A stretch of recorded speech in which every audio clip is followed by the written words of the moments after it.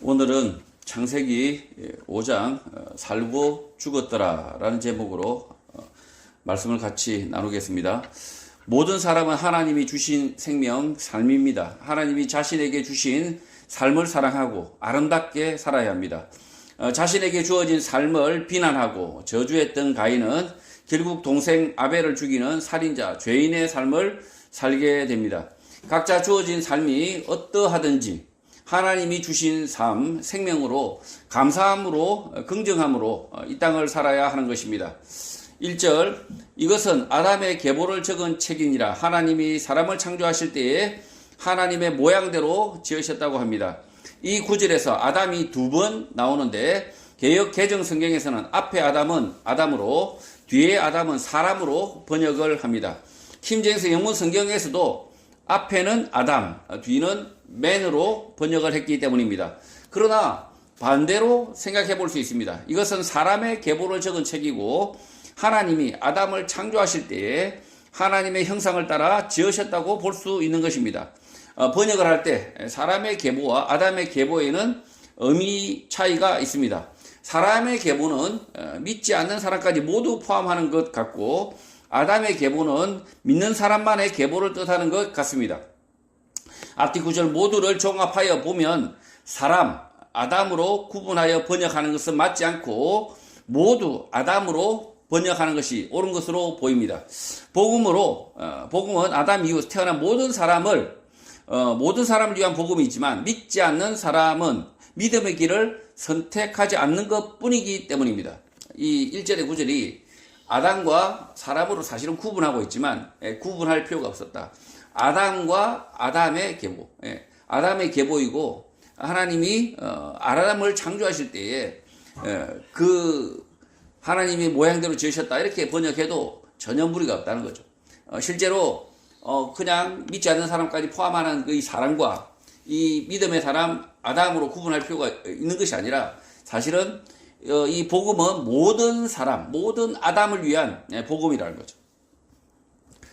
2절 남자와 여자를 창조하셨고 그들이 창조되던 날에 하나님이 그들에게 복을 주시고 그들의 이름을 사람이라 일컬었다고 합니다. 히브리어 자하는 남성, 니크바는 여성으로 창조하셨다는 언급입니다. 그들이 창조되는 날에 하나님이 그들에게 복을 주셨다라고 번역을 하였는데 복을 주다는 뜻의 히브리어는 바락, 무릎을 꿇다, 하나님께 기원하다라는 뜻의 단어입니다. 하나님께서 무엇에게 기원을 하실 수 없기 때문에 하나님 자신이 무엇에게 기원을 할 수 없기 때문에 하나님께서 무릎을 꿇어 사람을 돌아보다라는 의미가 바른 의미인 것입니다. 의역을 해야 된다는 거죠.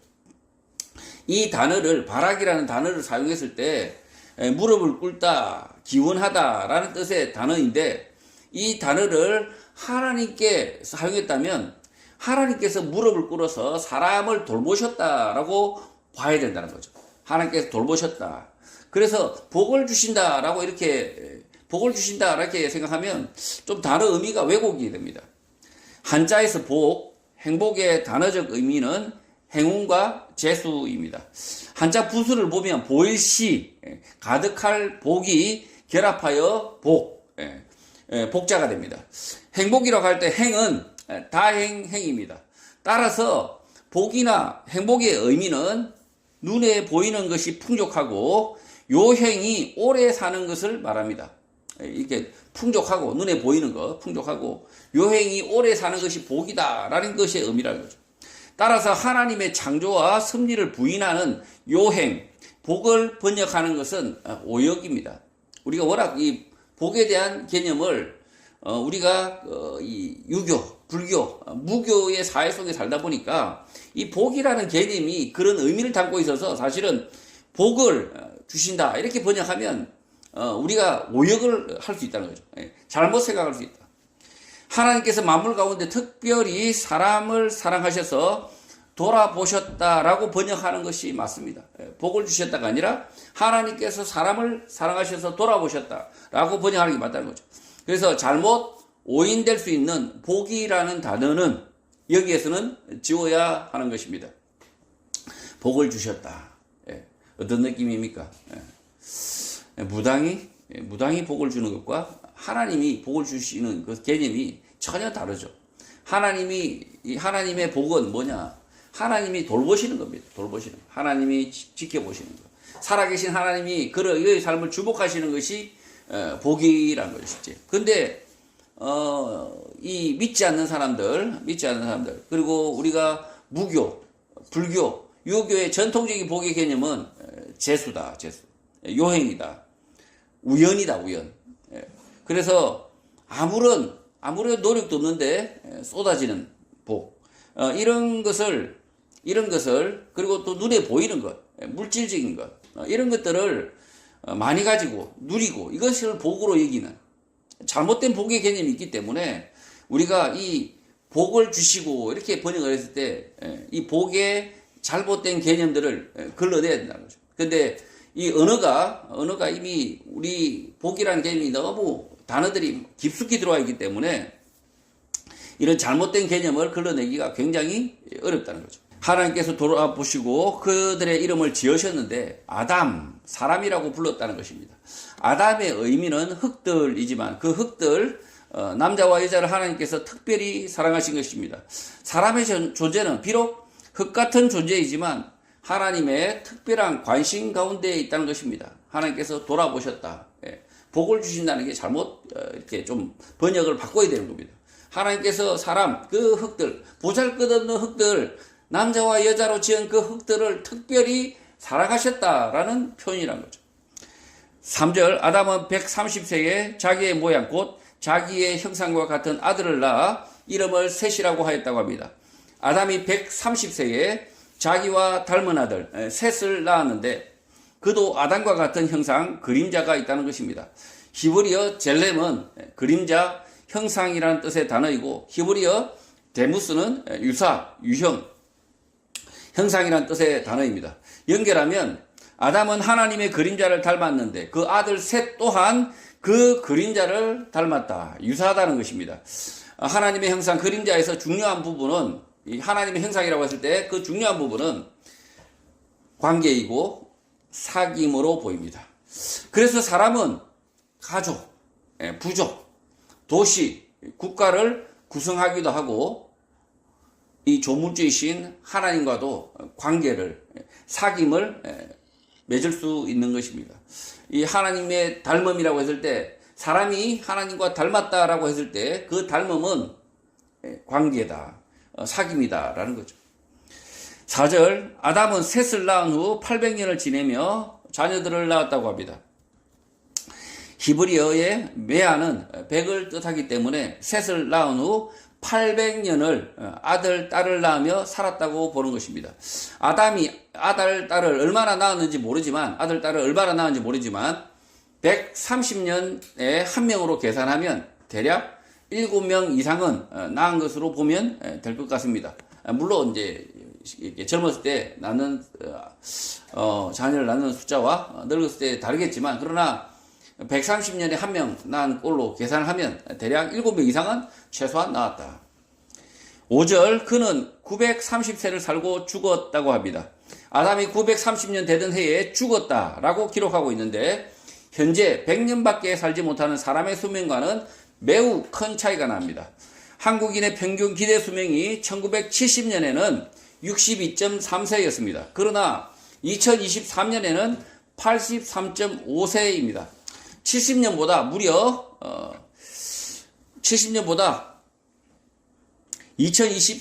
무려 20년 이상 더 사는 것입니다. 사람의 기대 수명이 시대, 기후, 환경 등에 따라 20년 이상 변화되는 것을 보면 아담의 시대에 930년을 사는 것이 가능한 것입니다. 너무 격차가 심하죠. 우리는 100년밖에 살지 못하는데 그 시대는 930년을 살았다. 근데 우리가 1970년을 생각하고 1923년에서 비교해 보면 무려 20년 차이가 납니다. 그래서 불과 이 한 50년 만에 이 기대 수명이 20년 차이 나니까 뭐 930년도 뭐 차이 날 수 있다라고 본다는 거죠.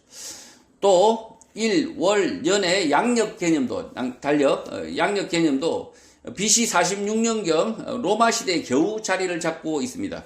이것은 율리우스력인데 이후 1582년 교황 그레고리 3세 때 율리우스력을 일부 수정하여 그레고리력을 발표하여 현재까지 이어지고 있는 것입니다. 그러니 창세기에 기록된 930년이 오늘날과 같은 930년과 다를 수 있습니다. 그러니까 이게 창세기에 기록된 이 930년이 이 우리가 알고 있는 그레고리력, 그러니까 1년을 365일로 정하고 있는 이 1년과 다를 수 있다는 거예요. 다를 수 있다. 이 그레고리력, 그러니까 이 양력이 만들어진 것, 365일을 1년으로 정한 이 양력이 만들어진 것도 불과 BC 46년경이었다. 그러니까 이 1년이 다를 수 있다는 거죠. 930년 되던 해에 아담에게 죽음이 임한 것입니다. 아담은 선악을 알게 하는 하나님의 나무를 따먹는 그날 영원한 죽음의 벌을 받아야 했지만 하나님은 벌을 유보하시고 930년을 더 살게 하신 것입니다. 아담의 930년의 삶은 우리가 알 수 없습니다. 그러나 가인과 아벨 두 아들을 동시에 잃는 아픔을 통하여 아담과 하와는 자신들의 죄가 무엇인지 분명하게 깨닫고 회개하는 삶을 살았을 것 같습니다. 그래서 아담에게 주어져야 하는 죄에 대한 심판, 영원한 죽음의 심판을 받았어야 했지만 하나님은 피할 길을 여신 것입니다. 그래서 창세기에 아담의 죽음은 기록하지만 영원한 죽음, 죄에 대한 심판은 기록이 없는 것입니다. 지금 이 아담의 죽음, 930년에 임한 이 죽음이 영원한 죽음, 하나님의 심판이라고 말하고 있지 않다는 거죠. 그래서 이 유보된 이 심판, 유보된 심판, 죄에 대한 유보된 심판으로 지금 이 육체의 죽음으로만 기록이 되어 있다는 거죠. 6절, 셋은 105세에 에노스를 낳았고 7절, 에노스를 낳은 후 807년을 지내며 자녀들을 낳았으며 8절, 그는 912세를 살고 죽었다고 합니다. 셋은 에노스를 낳고 다른 이름 모르는 아들 딸도 낳고 912세에 죽었다. 히브리어 무스, 죽다, 꺼지다, 사라지다로 기록하고 있는 것입니다. 첫째 아들 에노스는 셋의 아들, 딸 대표에서 이름을 소개하는 것이고 나머지 아들, 딸도 이름이 있었을 것인데 현재 우리가 알 수 없는 것입니다. 아담과 마찬가지로 셋도 영원한 형벌, 하나님의 심판이 임한 것이 아니라 죽었다, 사라졌다라고 기록하고 있는 것입니다. 이런 기록 방식은 반복됩니다. 하나님의 영원한 심판, 죽음은 아담뿐만 아니라 모든 아담의 자손들에게도 반복되는 것입니다. 이 아담도 영원한 심판, 하나님의 전국적 심판을 받은 것이 아니라 죽었다라고 그냥 단순하게 기록하고 있다. 마찬가지로 이 셋도 이 912세를 살고 죽었다, 이렇게 단순하게 죽었다라고 기록하고 있다는 거죠. 9절, 에노스는 990세에 게난을 낳았고 10절, 게난을 낳은 후 815년을 지내며 자녀들을 낳았으며 11절, 그는 905세를 살고 죽었다고 합니다.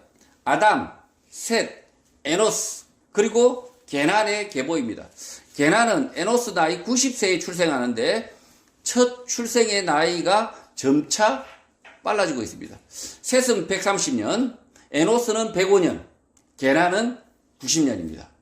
첫 출생이 대략 10년 이상씩 빨라지고 있는 것입니다. 그러나 수명은 아담 930년, 셋은 912년, 에노스는 905년으로 큰 차이가 없습니다. 지금 이 계보를 보면 출생은, 첫 출산의 그 시간은 점점 빨라지고 있는데, 그런데 전체 수명은 차이가 별로 없다. 자, 그래서 지금 왜 출생이 이렇게 빨라졌는지는 알지 못합니다. 알지 못하지만 점차 10년씩 빨라지고 있다는 거죠.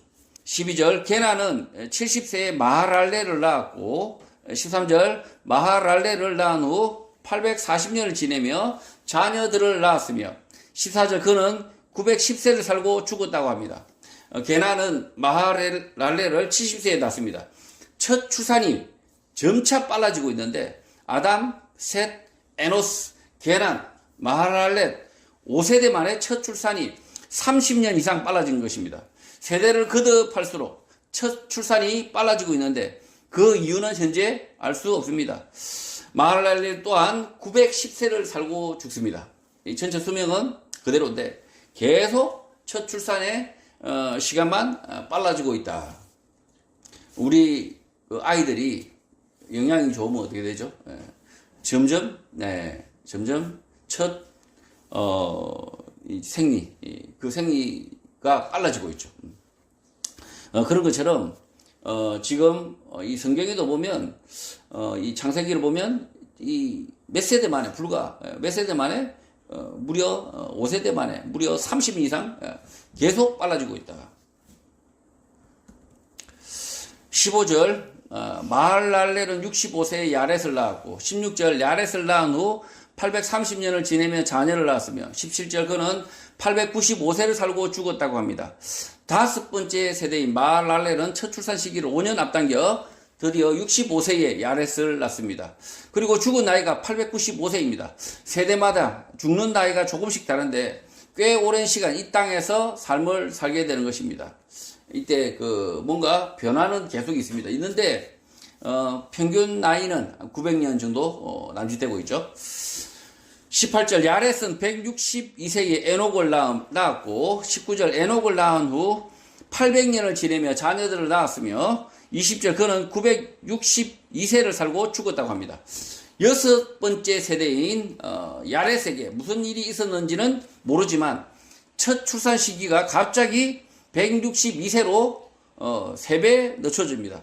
오랫동안 아이를 낳지 못하다가 겨우 에녹을 낳은 것으로 보입니다. 그리고 야렛은 962세를 살고 죽습니다. 이 야렛에게 무슨 일이 있는지 모르겠지만 첫 출산 시기가 무려 162세다. 예, 노총각 야렛인 거죠. 노총각. 예. 심하게 노총각 야렛. 결혼을 못했거나 어쨌든 162세로 늦춰졌습니다.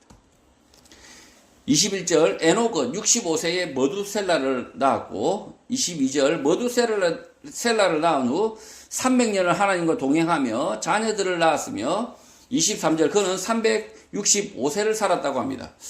일곱 번째 세대인 에녹은 다시 첫 출산 시기를 65세로 당깁니다. 그러나 앞선 세대와 다르게 에녹은 머두셀라를 낳고 365세를 살았고 죽었다는 기록이 없습니다. 그러니까 살았고 죽었다는 기록이 없다는 거죠. 앞선 세대와 전혀 다른 것입니다. 불과 앞선 세대보다는 3분의 1밖에 살지 않는 거죠. 에녹이. 24절 에녹이 하나님과 동행하더니 하나님이 그를 데려가심으로 세상에 있지 않는다고 합니다. 히브리어 하라크는 가다, 걷다, 나아가다 라는 뜻이고 히브리어 아이는 없는, 아니다 라는 뜻이고 히브리어 라카흐는 취하다, 잡다, 데리고 가다 라는 뜻의 단어입니다. 에녹은 하나님과 걸었습니다. 그리고 그가 없는데 하나님께서 취했다, 데리고 갔기 때문이라고 합니다. 개역 개정 성경에서 세상에 있지 않는다는 표현은 불필요한 의역입니다. 너무 조금 과장해서 의역을 해버린 거죠. 킹제임스 영문 성경에서도 he was not, 그는 없다라고 표현했을 뿐 세상에 없다라는 표현은 하지 않습니다. 이 킹제임스 영문 성경에서도 he was not, 그는 없다라고 표현하고 있지 이 개역개정 성경의 표현대로 세상에 없다라고 표현하지 않았다는 거죠. 그리고 히브리어 원문에도 그는 아인, 없다라고 표현하고 있지 세상에 없다라고 표현하고 있지는 않다는 거죠. 에녹의 삶은 하나님과 동행하는 삶이었고 다른 세대보다 매우 짧은 삶, 3분의 1밖에 안 되는 삶을 살다 갔는데 굳이 죽었다라는 표현을 피한 것일 수 있습니다. 짧은 삶을 살다 간 에녹의 삶을 하나님이 사랑하셔서 히브리어 무스, 죽다, 꺼지다, 사라지다 라는 단어를 사용하지 않고 아인, 없다 라는 단어를 선택했을 수 있습니다. 히브리어 무스, 죽다, 히브리어 아인, 없다가 실제는 같은 의미일 수 있습니다. 7번째 세대인 에녹의 삶에 갑자기 무슨 일이 있었는지 우리는 알지 못합니다. 그러나 에녹은 다른 세대와 다르게 이 땅에서 365년의 짧은 삶을 살다 가게 되었는데 하나님과 동행했다라고 기록하고 있는 것입니다. 이렇게 지금 어떤 사람이 20대에 죽었다. 그러면 죽었다고 하지 않고 살다 갔다. 왜 그렇습니까? 그의 삶이 너무나 짧았기 때문에 죽었다라고 표현하지 않고 하나님이 불렀다. 이렇게 표현할 수 있다는 거죠. 그래서 이 에녹도 실제로는 하나님이 불렀다라는 표현이 죽었다는 표현과 다를 바 없다는 거죠. 가인의 계보에서 7번째 세대는 남자와 아이를 살해한 살인자 라멕입니다. 같은 시대이기 때문에 이 에녹과 같은 시대이기 때문에 출산과 수명이 같다면 에녹과 라멕은 동시대의 사람입니다. 이 에녹과 라멕, 이 가인의 이 라멕과 이 셋의 그 에녹이 사실은 동시대의 사람이에요. 동시대. 라멕이 나의 상처로 말미암아 내가 사람을 죽였고 나의 상함으로 말미암아 소년을 죽였다라고 했을 때 그 죽인 사람이 에녹일 수 있습니다. 에녹일 수 있다. 그래서 지금 이 에녹의 죽음, 아주 젊은 나이에 3분의 1밖에 되지 않는 이 에녹이 갑작스럽게 이 땅에 없는 하나님이 불러가시는 그런 상황을 이렇게 표현하고 있을 수 있다는 거죠. 25절 머두셀라는 187세에 라멕을 낳았고 26절 라멕을 낳은 후 782년을 지내며 자녀를 낳았으며 27절 그는 969세를 살고 죽었다고 합니다. 일찍 아버지를 잃은 머두셀라는 187세 매우 늦은 나이에 자녀를 출산합니다. 8번째 머두셀라 세대부터 왜 갑자기 첫 출산이 2배 이상 늦어졌는지 이유를 모릅니다.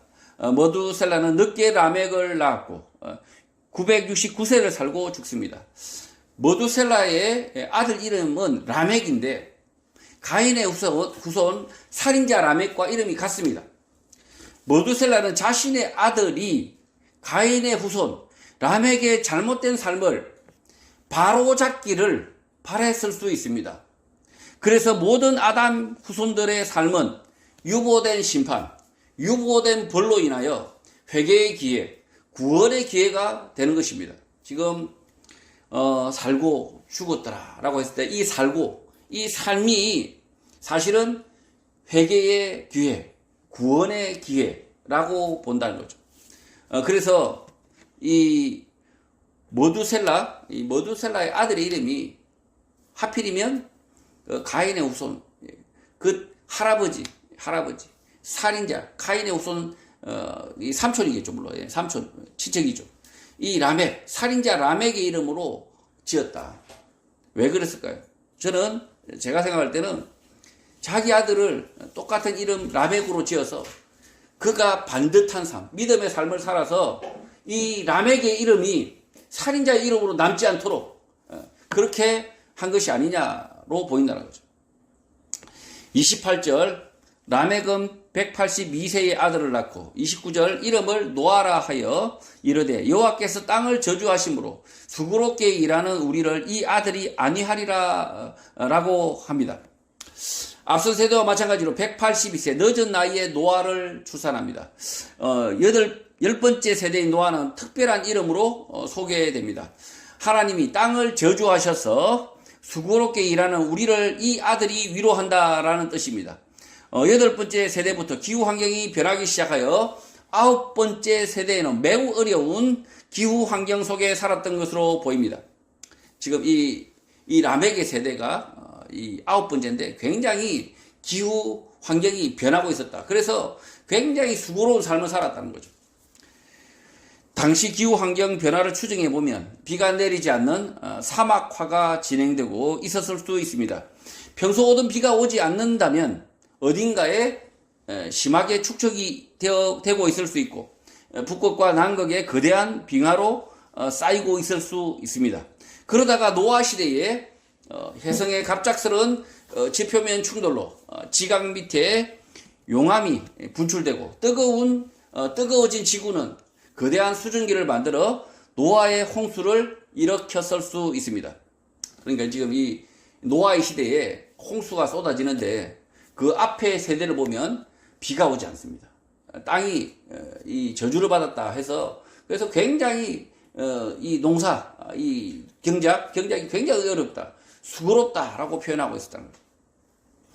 히브리어 나함은 슬퍼하다, 불쌍히 여기다라는 뜻의 단어입니다. 라멕의 시대는 가인의 후손 라멕의 살인이 있은 이후의 세대입니다. 가인의 후손 라멕의 살인 사건은 당시 사람들이라면 모를 수 없었을 것입니다. 셋의 후손 라멕은 아버지 모두셀라로부터 자신의 이름이 왜 라멕인지 들었을 수 있습니다. 잘못된 삶을 살다간 가인의 후손 라멕의 삶을 고치기 위하여 자신의 아들 이름을 라멕으로 지었을 수 있는 것입니다. 그러니 라멕의 아들 이름은 노아, 히브리어 나함, 슬퍼하다, 불쌍히 여기다, 위로받다와 관계 있는 것입니다.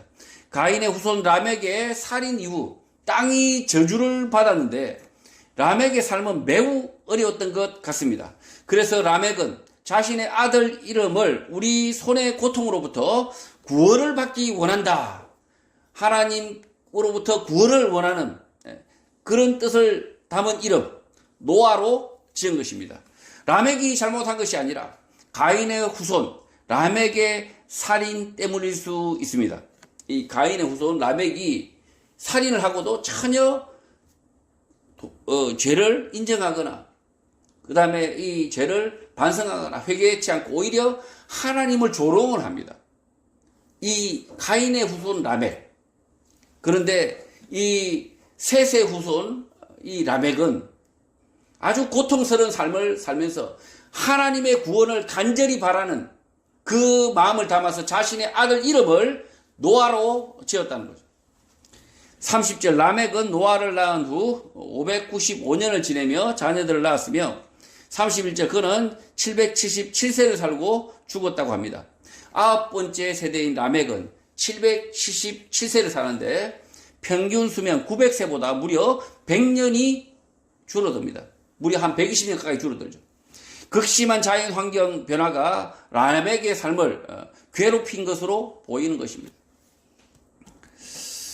가인의 후손은 에녹, 이랏, 머후야헬, 머드사엘, 라멕, 야발이고 셋의 후손은 에노스, 게남, 마랄렛, 야렛, 에녹, 머두셀라, 라멕, 노아입니다. 이름이 중첩되는 사람은 에녹과 라멕인데 그렇게 짓는 이유가 있을 것입니다. 이 두 형제 가인과 셋의 후손의 이름 중에 중간에 이렇게 중첩되는 사람이 있다는 거죠. 에녹과 라멕이다.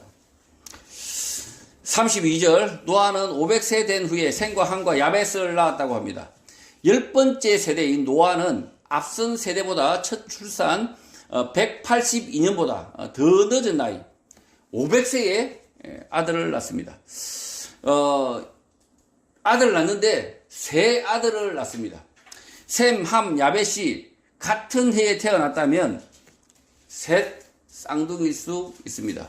매우 늦게 아이를 얻었는데 세 아들을 낳았을 수 있는 것입니다. 이 성경에는 언제 셈과 함과 야벳을 얻었다고 표현이 없어요. 그러니까 500세 된 이후에 셈과 함과 야벳을 얻었다. 근데 셋 쌍둥이일 수도 있다는 거죠.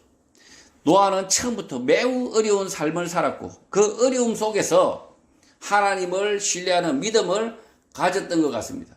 그래서 그에게 세 아들을 주셨다는 거죠.